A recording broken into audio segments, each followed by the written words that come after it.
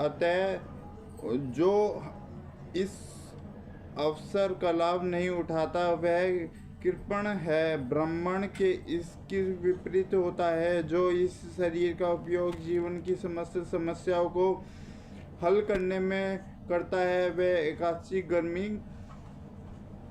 का ध्यात्म बुद्धि वश कृपण या कंजूस लोग अपना सारा समय परिवार समाज देश आदि के अध्यात्म प्रेम में गवा देते हैं। मनुष्य प्राय चर्म रोग के आधार पर अपने पारिवारिक जीवन अर्थात पत्नी बच्चों तथा परियोजनाओं में आसक्त रहता है।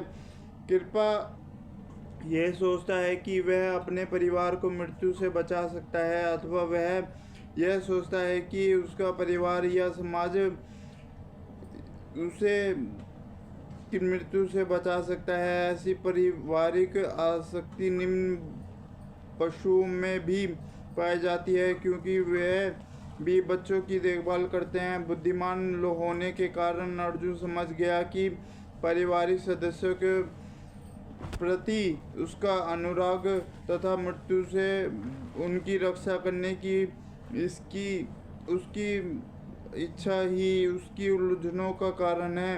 यद्यपि वह समझ रहा था कि युद्ध करने का कर्तव्य उसकी प्रतीक्षा कर रहा था, किंतु दुर्बलता कार्य दोष के कारण वह अपना कर्तव्य नहीं निभा रहा था। वह परम गुरु भगवान कृष्ण से कोई निश्चित हल निकलने का अनुरोध कर रहा था। वह कृष्ण का शिक्षण ग्रहण करता है। वह मृत्युपूर्ण बातें बंद करना चाहते हैं। गुरु तथा शिष्य के बातें गंभीर होते हैं और वह अर्जुन अपने मान्य गुरु के समक्ष गंभीरता पूर्वक बातें करता जाता था।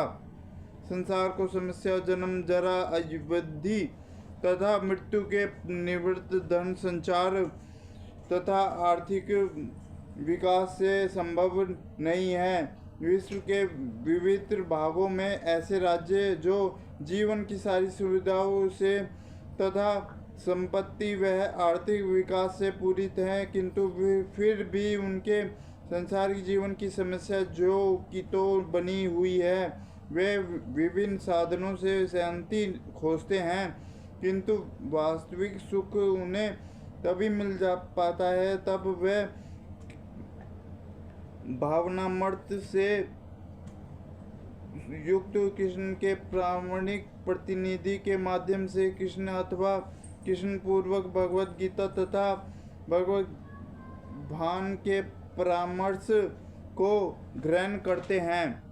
यदि आर्थिक विकास तथा भौतिक सुख किसी के पारिवारिक सांसारिक राष्ट्रीय एवं अर्थव्यवस्था से उत्पन्न हुए शोकों को दूर कर पाते हैं, जो अर्जुन वह यह ना कहता कि कृष्ण का प्रत्येक राज्य या स्वलोक में देवताओं की सर्वोत्तम भी उसके शोकों को दूर नहीं कर सकती।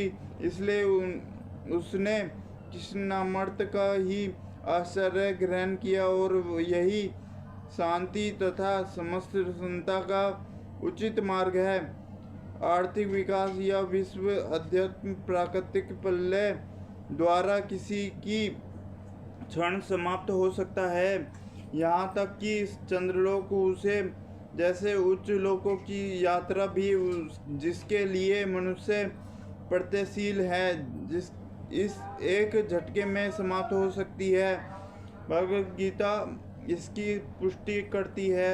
शीश मुक्त जब पुण्य कर्मों के फल समाप्त हो जाते हैं तो मनुष्य सुख के शिखर से जीवन के निम्नतम स्तर पर गिर जाता है। इस तरह से विश्व के अनेक राजनीतिज्ञों का पतन हुआ है। ऐसा पतन शोक का कारण बनता है। यदि हम सदा के लिए शोक का निवारण चाहते हैं तो हमें कृष्ण के शरण ग्रहण करनी होगी। जिस तरह अर्जुन ने कृष्ण से प्रार्थना की वे उसकी समस्याओं का निश्चय समाधान कर दे, और यही कृष्णामृत की विधि है।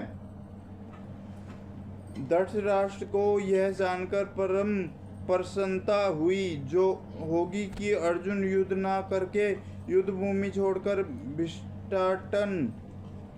भिक्षाटन करने जा रहा है। किंतु संजय ने उसे पुनः यह कहकर निराश कर दिया कि अर्जुन अपने शत्रु को मारने में सक्षम है। यद्यपि कुछ समय के लिए अर्जुन अपने पारिवारिक स्नेह के प्रति मिथ्या शोक से अभिभूति था, किंतु उसके शिष्य रूप में अपने गुरु श्री कृष्ण के शरण ग्रहण कर ली। इससे सूचित होता है कि शीघ्र ही वह इस शोक से निवृत्त हो जाए और आत्म साक्षात्कार का या कृष्णामृत के पूर्ण ज्ञान से प्रकाशित होकर पुनः युद्ध करेगा। इस तरह धृतराष्ट्र का हर्ष भंग हो जाएगा। दो घनिष्ठ मित्रों अर्थात हृषिकेश तथा गुणाकेश के मध्यम वार्ता चल रही थी। मित्र के रूप में दोनों का पद समान था, किंतु इसमें से एक स्वस्थता से दूसरे का शिष्य बना गया। कृष्ण हंस रहे थे क्योंकि उनका मित्र अब उनका शिष्य बन गया था। सर्वों के स्वामी होने के कारण वे सदैव श्रेष्ठ पद पर रहते हैं। जो भी भगवान अपने भक्त के लिए सखा, पुत्र या प्रेमी बनना स्वीकार करते हैं, किंतु जब उन्हें गुरु रूप में अंगीकार कर लिया गया तो उन्होंने तुरंत गुरु की भूमिका निभाने के लिए शिष्य से गुरु के भांति गंभीरता पूर्वक बातें की, जैसा कि अपेक्षित है। ऐसा प्रतीत होता है कि गुरु तथा शिष्य के यह बढ़ता दोनों सेनाओं की उपस्थिति में हुई, जिससे सारे लोग लंबाजित हुए। अतः भगवद गीता का स्वाद